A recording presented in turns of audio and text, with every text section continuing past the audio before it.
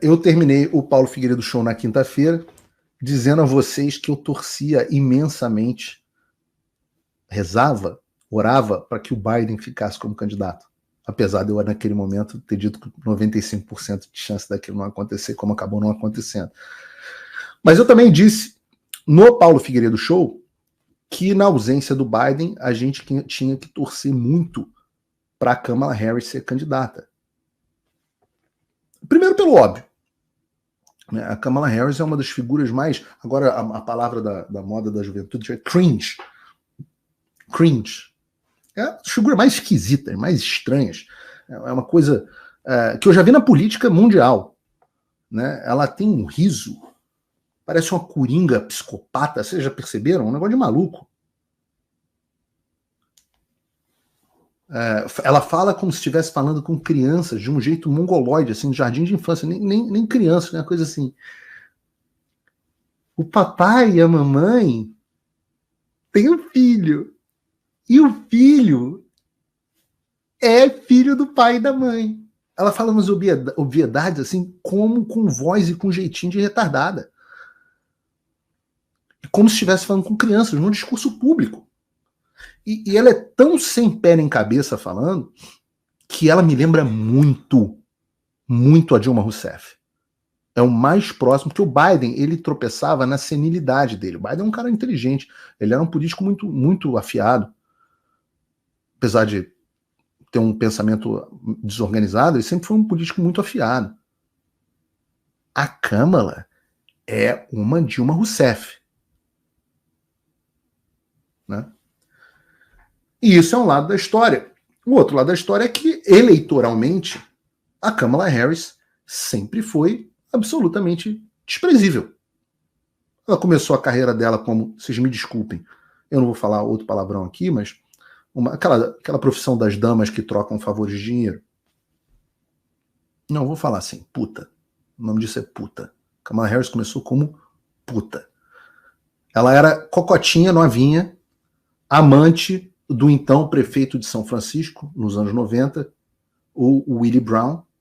Ele tinha 60 anos e ela era novinha, ele era casado, e ele já admitiu, né, que arrumou vários empregos e que catapultou a carreira política da Kamala Harris. Então não é só a Janja, segundo o filho do Lula, né? Segundo os prints do filho do Lula. A Kamala Harris também vem dessa profissão, onde a pessoa se associa a um cara poderoso e sobe na escada da política. Uma pessoa até então desprezível, que passa a ter protagonismo. Não sei se vocês já ouviram essa história antes, mas como eu disse, o filho do Lula dá algumas pistas a esse respeito. Opa, eu fiz cagada aqui.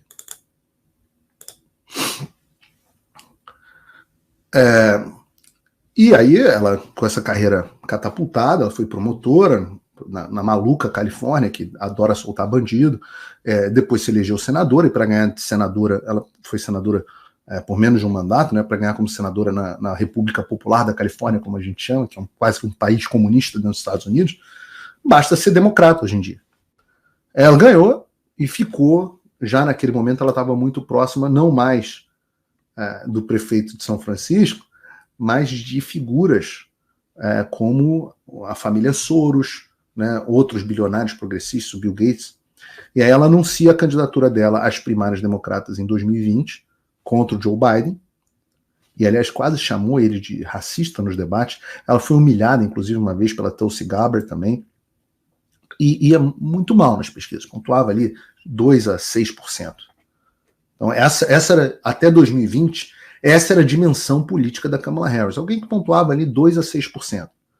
Em 2019, no final de 2019, ela desistiu de disputar as primárias, então ela nunca ganhou um voto sequer numa primária. Em seguida, ela anuncia o apoio dela ao Biden. E quem escolhe a Kamala Harris para VP do Biden é justamente o sistema, que pega ela como uma candidata, pega o Biden como um cara de transição, né?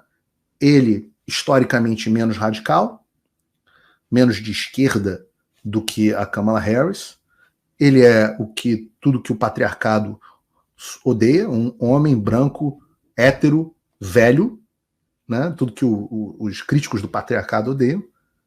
E aí você colocava ela como vice, ali pronta para sucedê-lo, uma mulher jovem para a posição, aparentemente considerada negra. Eu não sei se eu consideraria Kamala Harris negra, mas aparentemente considerada ela negra, e extremamente radical. Só que, como eu disse, ela não tinha votos, não tinha expressão política, mas tudo isso era um detalhe. Porque todo mundo em Washington DC sabe que ela foi escolhida por George Soros, Bill Gates e companhia. E volto a dizer, uma política extremamente radical. O quão radical? Ora, a mais radical do Senado. Não sou eu que estou dizendo. Olhem essa reportagem. Kamala Harris é a mais radical do Senado. Tá aqui. Um ranking de 2020 apresentou a então senadora democrata Kamala Harris como a representante mais esquerdista de todo o cenário americano. De todo o Senado americano. Um ranking feito pelo site de vigilância governamental GovTrack em 2020 apresentou, então, a senadora, ela era senadora, como a mais esquerdista do Senado, ultrapassando até mesmo o assumidamente comunista Bernie Sanders.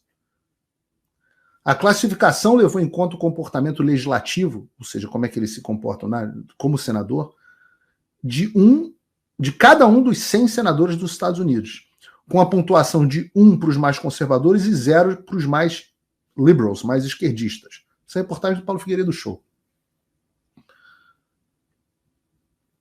O site de vigilância governamental colocou o Sanders, lembra, de 0 a 1. 0 é o mais esquerdista e 1 é o mais direitista. O site posicionou o Bernie Sanders com uma posição de 0,02, enquanto a Kamala Harris 0,00. Significa que era impossível ser mais esquerdista no comportamento de votação e pauta no Congresso do que a Kamala Harris. Então, quando eu digo que ela era uma esquerdista radical, não é o Paulo Figueiredo que está dizendo. E nesse golpe dentro do partido, que a gente detalhou agora há pouco, o Biden anunciou o apoio dele para Kamala Harris. Quer dizer, como eu disse, a gente espera que tenha sido o Biden, de fato, anunciando esse apoio, né? A gente não sabe. Depois veio o apoio dos Clinton, também importante, mas não basta o apoio do Clinton e do Biden para ela ser oficialmente candidata. Isso é importante levar em consideração. Ela precisa ganhar a convenção e os delegados que tinham prometido o voto do Biden, como eu expliquei agora há pouco, vão ter que escolher um outro candidato para eles botarem os votos deles sem primária. E, ao que parece, a Kamala Harris conseguiu esse apoio. Diz uma reportagem que eu publiquei hoje também no Paulo Figueiredo Show. Kamala Harris garante apoio de delegados suficiente para se tornar a candidata do Partido Democrata.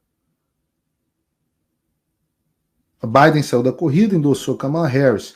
Segundo uma pesquisa da Associated Press, várias delegações se reuniram na noite de segunda-feira para confirmar o apoio deles a Kamala Harris, incluindo o Texas e o seu estado natal, a Califórnia.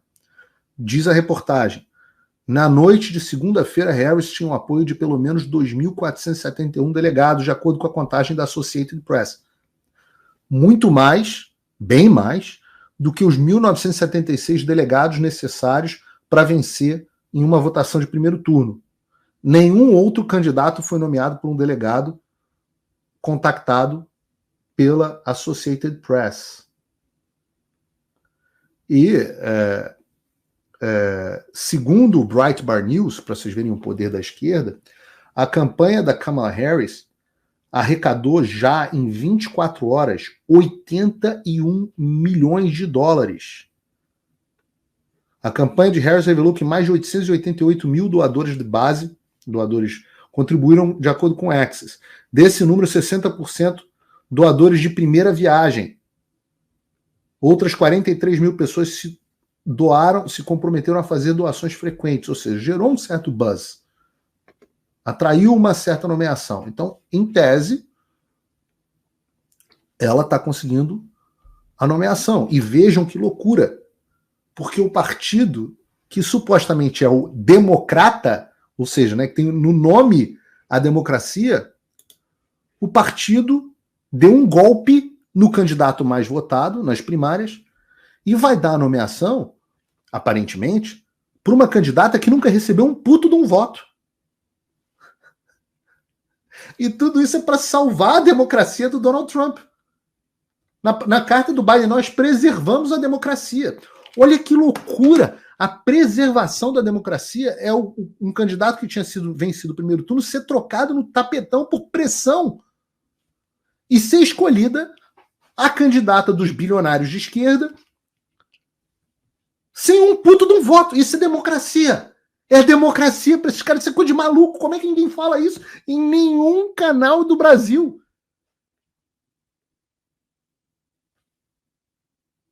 A palavra democracia perdeu completamente o sentido, né?